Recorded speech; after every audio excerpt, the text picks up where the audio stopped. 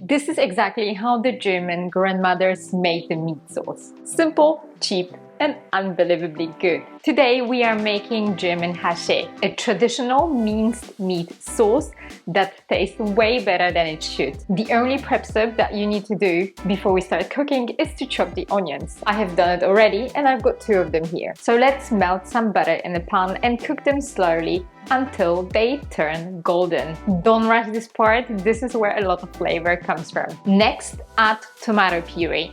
Stir it in and let it cook for about 2 minutes. Now add your minced meat, paprika powder, a little bit of sugar and salt. Break the meat apart as it cooks so you can get a nice fine texture. Now let's pour in the beef broth and we're gonna simmer it for 15 minutes.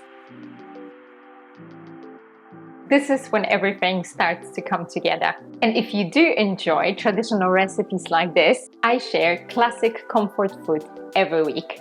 Now we're gonna finish the sauce by adding some milk and mustard.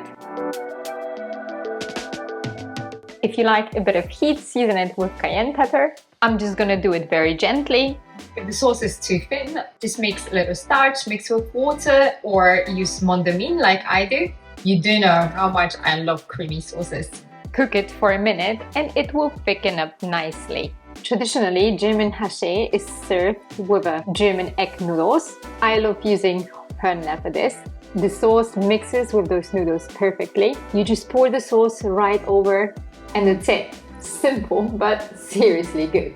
Let's try it. Yeah, this is exactly how it should look like. Rich, comforting, and just really satisfying. In the course of the next week, we will be talking a little bit more about the German pasta. And please comment if you want to see more of the German pasta dishes.